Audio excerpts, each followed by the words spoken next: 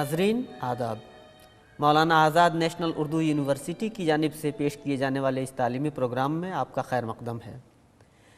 آج کے یہ تعلیمی پروگرام BA سال سوم پرچہ چہارم کے طلباء کے لیے ہے۔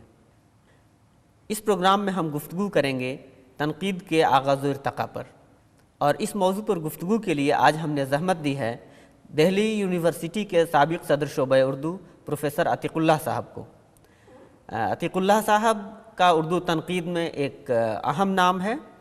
آپ کی کئی کتابیں جو بے حد اہمیت رکھتی ہیں منظر عام پر آ چکی ہیں۔ اسٹوڈیو میں آپ کا استقبال ہے ڈاکٹر صاحب جی۔ اور سب سے پہلے ہم آپ سے یہ جاننا چاہتے ہیں کہ اردو میں تنقید کے آغاز کے اسباب و محرکات کیا تھے؟ فیروز صاحب، جیسا کہ آپ جانتے ہیں کہ اردو ادب کے تعلق سے 19ویں صدی کا آخری جو زمانہ ہے، یعنی 1857 کے بعد کا، وہ تہذیبی سطح پر بھی کافی اہمیت رکھتا ہے، سماجی سطح پر بھی اور تاریخی سطح پر بھی۔ ان سب تمام چیزوں کے اثرات جو ہے ادب پر بھی قائم ہوئے، اور کئی نئی ایسی اصناف سے تعارف ہوا جو کہ ہمارے نظام بلاغت میں جن کا کہیں ذکر خیر ہے نہیں۔ مثلاً تنقید، مثلاً سوانح، مثلاً کہانی یا افسانہ یا ناول یا نظم جسے کہتے ہیں، یہ تمام اصناف بالکل نئی تھیں۔ یہ نئی تھیں اور اپنے ساتھ نئے لوازم اپنے ساتھ لے کر آئیں۔ بعض اس میں سے ایسی اصناف ہیں کہ جن کا کوئی جن کی خاص معیار بندی نہیں ہوئی ہے۔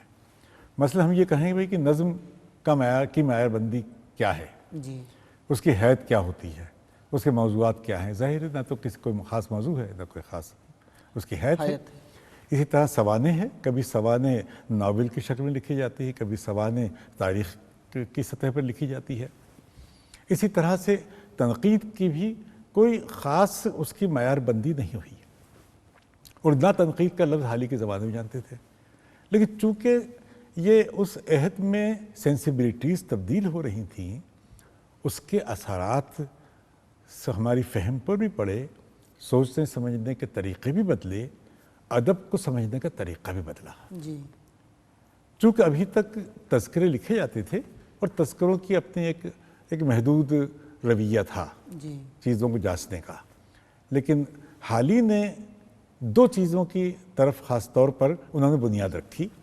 ایک تو نظریہ قائم کیا، دوسرا عملی تنقید کسے کہتے ہیں۔ یعنی پہلے انہوں نے ایک نظریہ قائم کیا مقدمہ شعر و شاعری میں پہلے حصے میں، اس کا پھر اطلاق دوسرے حصے بھی کیا مختلف اصناف پر، یعنی غزل پر، قصیدے پر، مثنوی پر، رباعی پر، مختلف اصناف پر کیا۔ اس طرح سے وہ اطلاقی تنقید بھی ہوئی اور عملی تنقید بھی ہوئی۔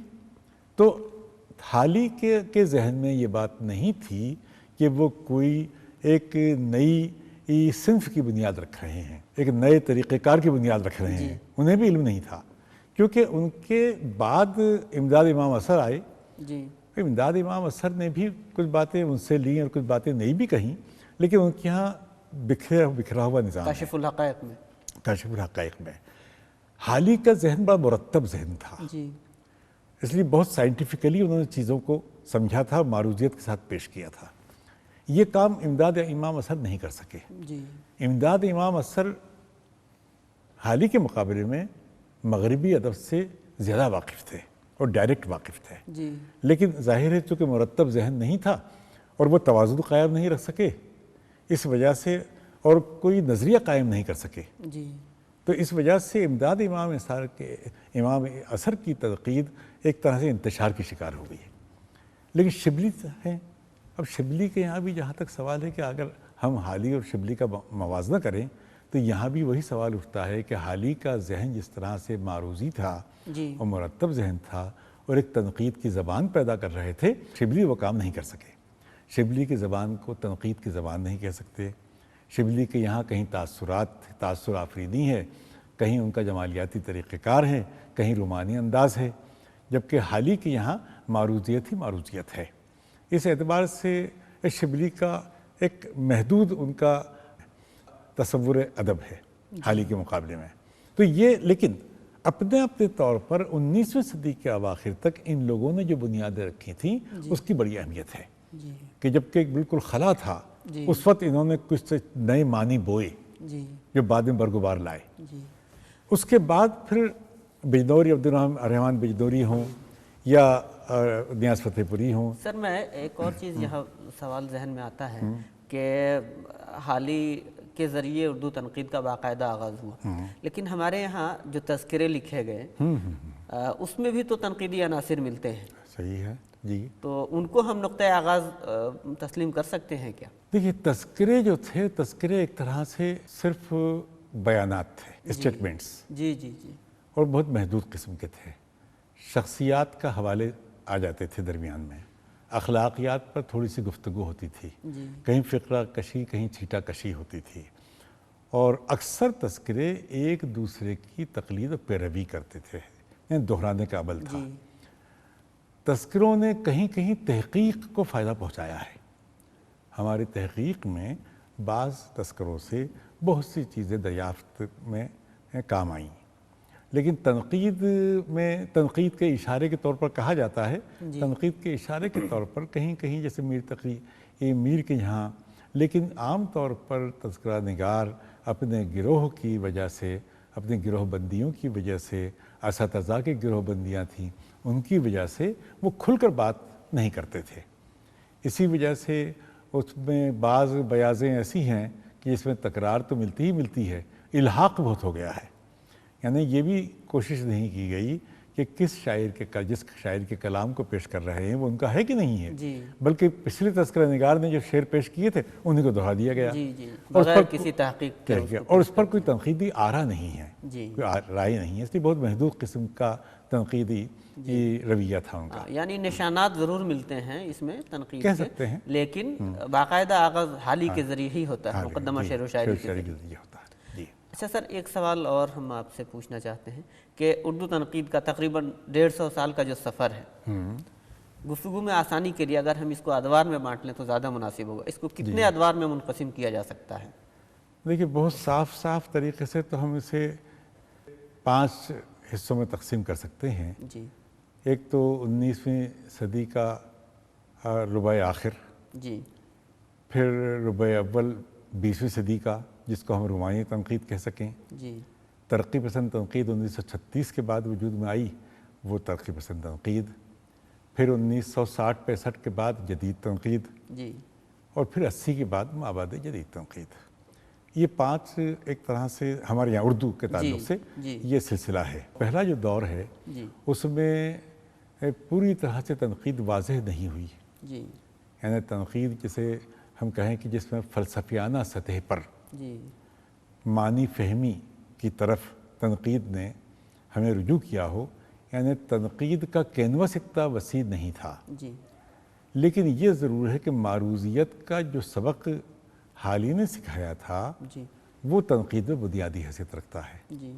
اگر نقاد معروضی ذہن نہیں رکھتا ہے تو وہ چیزوں کو صحیح طریقے سے سمجھ بھی نہیں سکتا، سمجھا بھی نہیں سکتا، کیونکہ جذباتیت بیچ میں حاوی ہو جائے گی. جذباتیت کے معنی یہ ہے کہ تعصب حاوی ہو گیا ہے نا، آپ کی ترجیحات حاوی ہو گئیں. تو اس لیے ترجیحات اور تعصبات کو پرے رکھ کر، کسی نہ کسی حد تک پرے رکھ کر، یعنی میں یہ نہیں کہتا کہ کوئی بھی تنقید تعصب سے پرے ہوتی ہے، تعصب تو شامل ہوتا ہے اس میں، لیکن کسی قدر معروضیت اور جانبداری ضروری ہے، غیر جانبداری ضروری ہے، بے لوثی ضروری ہے. اور جب ہی آپ تنقید کے کام کو کوئی اعتبار کا درجہ دے سکتے ہیں. اس اعتبار سے 19ویں صدی کے پہلا جو دور ہے اس میں بنیادیں رکھی گئی تھیں. ان بنیادوں پر ہم یہ سمجھ رہے تھے کہ فوری طور پر اب جو دوسرا دور آئے گا اس میں یہ بڑی ایک عظیم عمارت کی شکل اختیار کر لے گی. لیکن بجنوری یا مجدو گورکھپوری کا پہلا دور یا عبد الرحمن بجنوری یا نیاز فتح پوری، ان لوگوں نے جو تنقید کی وہ بھی بہت محدود شکل میں تھی. یعنی یہ تمام رومانی نقاد تھے. اور معاف کیجیے گا، ایک محمد حسین آزاد کا نام رہ گیا 19ویں صدی کے، لیکن ظاہر ہے پورے نقاد نہیں تھے، وہ تذکرہ نگار بنیادی طور پر تھے. لیکن ہم نقاد ان معنوں میں کہتے ہیں کہ کہیں کہیں کچھ تنقید کی جھلک ملتی ہے. لیکن ان کا محمد حسین آزاد اور شبلی کے اثرات جی اس دور پر پڑے کہ یہ رومانی 20ویں صدی نقادوں کے ابتدائی دور میں یہ رومانی نقادوں پر جی وہ زبان جو ہے وہ زبان رومانی قسم کی زبان، اور جس میں تحسین شناسی یا حسن شناسی کا عمل زیادہ دکھائی دیتا ہے۔ پھر ان کے فن پر بھی وہ اثر تھا، یعنی اگر نیاز فتح پوری کے افسانے اگر آپ دیکھیں، اختر شیرانی کی شاعری کو دیکھیں تو رومانی شاعری ہے، جی اور اقبال کی اکثر شاعری کو ہم رومانی شاعری قرار دیتے ہیں۔ تو رومانی کے معنی صرف یہی نہیں کہ حسن پرستی، جی پر رومانی کے معنی بغاوت کے بھی ہیں جی کہ ایک رومانی شاعر باغی بھی ہوتا ہے، یعنی عشق جو ہے وہ بغاوت کا کلمہ ہے، اور سماج اس کے خلاف ہمیشہ رہتا ہے، اس لیے بغاوت ہے۔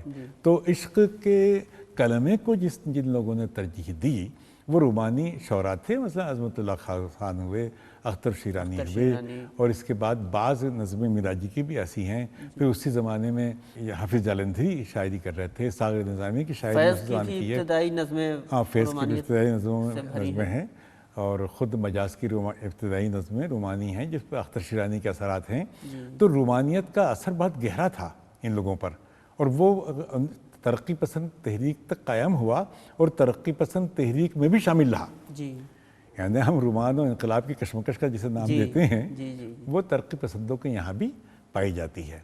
اس اعتبار سے پہلے دور کی جو رومانی تنقید ہے اس میں بھی جو فیصلے کیے گئے اس میں اجلت پسندی کا عنصر زیادہ ہے، تاثرات کی چھان پھٹک کم کی گئی، معروضیت سے بہت کم کام لیا گیا، جذباتیت زیادہ حاوی ہو گئی، نتیجتاً بجنوری کے بہت سے ٹکڑے جس میں کہ غالب کی شاعری، غالب کے دیوان دو ہی کتابیں ہیں، یا دیوان غالب ہیں، یا وید مقدس یا دیوان غالب، تو اس طرح کے تھے کہ ان کی یہ وضاحت نہیں کی گئی، توضیح نہیں کی گئی کہ اگر یہ ہیں الہامی کتابیں تو کیوں ہیں، دلیل نہیں دی گئی۔ تو یہ تاثراتی تنقید کا آغاز تو ہو گیا تھا آزاد اور شبلی سے، لیکن اس دور میں کچھ زیادہ فروغ ملا، اس لیے اسے رومانی تنقید بھی کہتے ہیں، تاثراتی بھی کہتے ہیں، اور جماعیاتی تنقید بھی کہتے ہیں۔ جیسا کہ میں نے عرض کیا تھا کہ ان سب اسکولز کے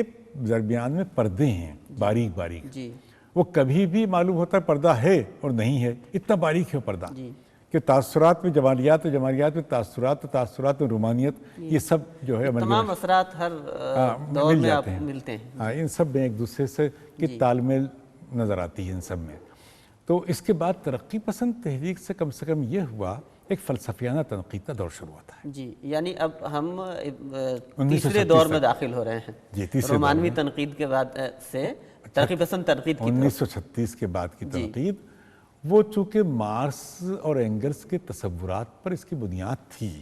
وہ تصورات کیا تھے؟ وہ تصورات یہ ہیں کہ آپ ادب زندگی کی آئینہ داری کرتا ہے، ادب زندگی کی تنقید کرتا ہے، ادب زندگی کا مسائل کا حل پیش کرتا ہے، اور ادب رجائیت کو فروغ دیتا ہے، پر امید بناتا ہے۔ ادب اور زندگی کا جو فلسفہ ہے وہ اور پہلی کتاب جو ان کی تھی مجید گورکھپوری کی، وہ ادب اور زندگی ہی تھا۔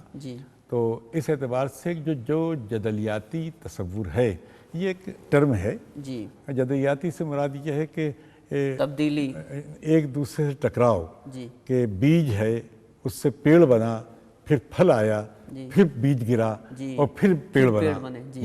تو یہ تھیسس، اینٹی تھیسس اور سنتھیسس، یہ ایک پروسیس ہے۔ یہی پروسیس جو ہے زندگی کا بھی ہے، کہ ہم اگلا قدم جو ہے وہ یعنی مثبت اور منفی کا ٹکراؤ، اور پھر ایک منفی پیدا ہوا، اور پھر مثبت سے ٹکرایا، پھر ایک مثبت پیدا ہوا، اس طرح سے یہ سلسلہ جاری رہتا ہے، یہ ٹکراؤ تصادم کا۔ تو اسی کو ہم جدلیات کہتے ہیں۔ تاریخ کی بنیاد پر جو تبدیلیاں تاریخ کے تحت رونما ہوتی ہیں، ادب میں بھی وہ تبدیلیاں دکھائی دیں گی، اور اسی لیے ترقی پسند نقادوں نے موضوع پر زیادہ زور دیا، اور حیت پرستوں کو رجت پرست کہا گیا۔ ترقی پسند تنقید نے فلسفے کو بنیاد بنایا تھا۔ پہلی بار اردو میں نظریاتی تنقید باقاعدہ ترقی پسندوں سے شروع ہوتی ہے، اور نظریاتی سے مراد یہ ہے کہ فلسفیانہ جس کی بنیاد تھیں، اور فلسفیانہ ہے کہ مارکس کا فلسفہ، اینگلس کا فلسفہ، اور پھر اس کے بعد جو مختلف ترقی پسند نقاد تھے، پلیخنوف ہوئے یا لوکاچ ہوئے، یہ ان سب نقادوں کے اثرات. تو یہ فلسفیکل بھی تھا ان لوگوں کا تناظر، پرسپیکٹیو. اس اعتبار سے ترقی پسند تنقید کو ایک فلسفیانہ تنقید بھی کہا جاتا ہے اور معروضیت کی وجہ سے سائنٹیفک تنقید بھی کہا جاتا ہے. سر یہ ترقی پسند نقادوں نے ادب کی تفہیم کے لیے سماج اور جو اس کے دیگر عوامل ہیں ان سب کا جائزہ لینا بھی ضروری سمجھا. وہ چونکہ سماجی سطح پر، یعنی ان کا کہنا یہ تھا کہ تخلیق ایک سوشل کنسٹرکٹ ہے. جی، سماجی ساخت ہے. سماجی ساخت ہے. جی. اور اس کے بعد جو جدیدیت آتی ہے وہ کہتے تھے لسانی ساخت ہے. اچھا. یعنی ایک لنگوسٹک کنسٹرکٹ ہے. جی. اس اعتبار سے چونکہ یہ ایک سماجی ساخت ہے، سماجی زبان استعمال کی جاتی ہے جس کو ہم عوامی زبان کہتے ہیں. جی. تو وہ کہتے تھے عوامی زبان میں شاعر کو گفتگو کرنی چاہیے، عوام سے رابطہ مضبوط ہونا چاہیے.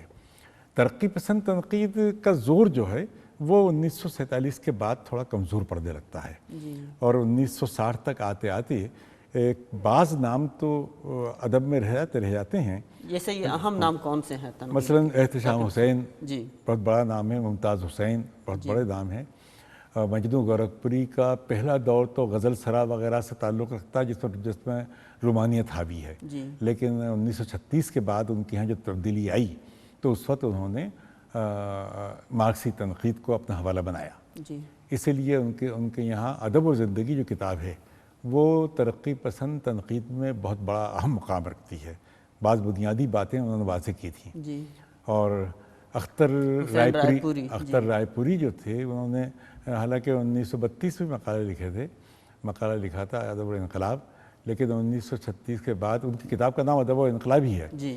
تو ان کے یہاں انتہا پسندی نظر آتی ہے کافی، اور اسی انتہا پسندی کی وجہ سے وہ غیر معروف بھی رہے ترقی پسندوں میں. بعد میں ایک توازن پیدا ہوا. سردار جعفری کے یہاں ایک توازن پیدا ہوا، ممتاز حسین کے یہاں ایک توازن پیدا ہوا، محمد حسن کے یہاں ایک توازن پیدا ہوا، قمر رئیس کے یہاں توازن پیدا ہوا. اور یہ وہ نقاد ہیں کہ جنہوں نے نصابی ضرورتوں کا بھی لحاظ رکھا. جی. اس لیے نصابی سطح پر جن لوگوں نے بنیادیں مضبوط کی تھیں اس میں ترقی پسند نقادوں کا بہت بڑا ہاتھ ہے. اس میں احتشام حسین بھی ہے، ممتاز حسین بھی ہیں، اور وہاں سے لے کر قمر رئیس تک بھی ہیں. یہ ضرور کہا جا سکتا ہے کہ اس میں محمد حسن ایک بہت اہم نام ہے. جی. اور بہت ممتاز نام ہے جن کی نظر جدید تر مارکسی تنقید پر تھی، جی. مغربی تنقید پر تھی، اور خود ان کے یہاں بڑی گنجائشیں تھیں. وہ اتنے سخت قسم کے کٹر قسم کے ترقی پسند نہیں تھے جی. جس معنی میں پچھلی نسل میں تھے. جی. لیکن ان کے یہاں فن کا بھی ایک خاص ذوق تھا. ذوق کی بات بار بار کیا کرتا ہے، ٹیسٹ کی. تو یہ جدیدیت ایک طرح سے رد عمل تھا ترقی پسندی کا. جی. اور رد عمل ان معنوں میں تھا کہ ادھر خارج حاوی تھا ترقی پسندوں میں، اور ان کے یہاں داخل حاوی تھا. جی. اس لیے تنقید میں داخلیت کے تک پہنچنے کے لیے علامت پر زور دیا گیا. یعنی اب ہم لوگ جدید تنقید کی طرف رجوع کر رہے ہیں. اور جدید تنقید نے یہ تصور دیا کہ ادب کی زبان تخلیقی ہوتی ہے، سماجی نہیں ہوتی، تخلیقی ہوتی ہے. تخلیقی ہوتی ہے اس لیے وہ علامتی بھی ہوتی ہے، اور علامتی ہوتی ہے اس لیے اس میں ابہام بھی ہوتا ہے. جی. اور ابہام جس میں ہوتا ہے اس میں معنی کی کثرت ہوتی ہے. جی. تو گویا کہ انہوں نے یہ تصور دیا کہ جس میں معنی کی کثرت ہوگی جی وہاں ابہام ہوگا. جی. جہاں معنی کی کثرت نہیں ہوگی وہاں ابہام نہیں ہوگا. ترقی پسندوں کی یہاں معنی کی کثرت نہیں تھی، وہ ابہام نہیں تھا. جی. ان کا مقصد بھی یہ تھا کہ عوام تک ترسیل کرنا ہے، ہماری باتیں پہنچیں. ترسیل کا مسئلہ پیدا ہوا جدیدیت کے تحت. اور جدیدیت نے لسانی سطح پر جو کچھ کام کیا اس سے ایک بات ضرور یہ پیدا ہوئی کہ فن کی طرف بھی تھوڑی سی رغبت پیدا ہوئی. جی.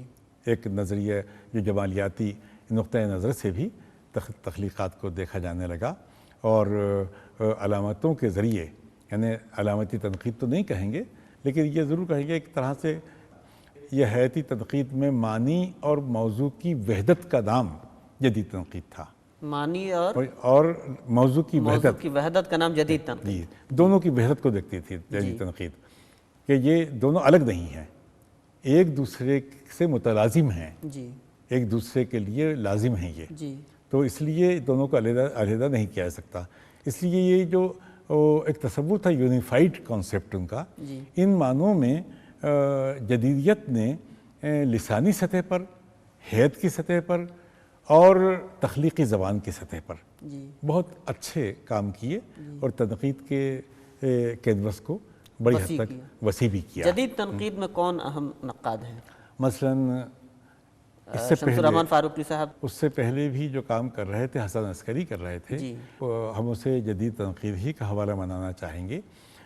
اور میراجی نے جو کچھ لکھا تھا اس کے بعد توسیع ہوئی اور وہ شمس الرحمن فاروقی، وزیر آغا، اور اس زمانے میں گوپی چند نارنگ بھی لکھ رہے تھے، باقر مہندی تھے، وحید اختر تھے، مغنی تبسم تھے، اور محمود ہاشمی تھے، خلیل الرحمن اعظمی تھے. یہ تمام نقاد جو ہے جدیدیت کے اس تصور کی نمائندگی کر رہے تھے کہ جسے ایلیٹ، ایمپسن اور آئی اے ریچرڈز نے جس کی بنیادیں رکھی تھی. یہ وہ نقاد تھے 1930s میں، 1930 کی دہائی میں، 30 کی دہائی میں. یوں تو 1920 سے شروع ہو گیا تھا سلسلہ، لیکن 1930 میں کہیں جا کر یہ اس کو بڑا فروغ ملتا ہے اور پوری دنیا پر یہ اثر انداز ہوتی ہیں. یہ سر ایک سوال یہاں ذہن میں آتا ہے کہ علی احمد سرور اور کلیم الدین احمد کا ذکر ابھی ہماری گفتگو میں نہیں آیا جی، اور ان کو ہم کس خانے میں رکھیں گے؟ دیکھیے، بعض نقاد ایسے بھی ہیں اور بعض ادیب ایسے بھی ہیں کہ جو اپنے زمانے کے حاوی رجحانات سے بچ کر چلے ہیں. ایک تو وہ شکل ہے، اور دوسرے وہ ہیں کہ جنہوں نے تمام رجحانات سے اثرات قبول کر کے ایک نیا اثر قائم کیا، ایک نئے معنی کی بنیاد رکھی. حسن عسکری کی یہاں بھی یہی صورت ہے کہ ترقی پسندوں کے عہد میں ان کے سامنے پیریرل طور پر حسن عسکری لکھ رہے تھے. میں نے بارہا اسے متبادل نام دیا، متبادل تنقید. متبادل تنقید، ہاں، یہ میں اس پر لکھ چکا ہوں اور ابھی بھی اس پر ایک خاص مضمون آنے والا ہے. یہ ایک متبادل تنقید ہے جو ہر دور میں ہوتی ہے. دوسری متبادل تنقید کلیم الدین احمد کی تھی، جو کہ ترقی پسندوں کے شور اور جدیدیت کے شور کے درمیان اپنی بات کر رہے تھے. پھر اسلوب احمد انصاری کی تنقید ہے جو کہ ان دونوں کے شور سے الگ ہٹ کر اپنے خود معنی متعین کرتی ہے، وہ تنقید ہے.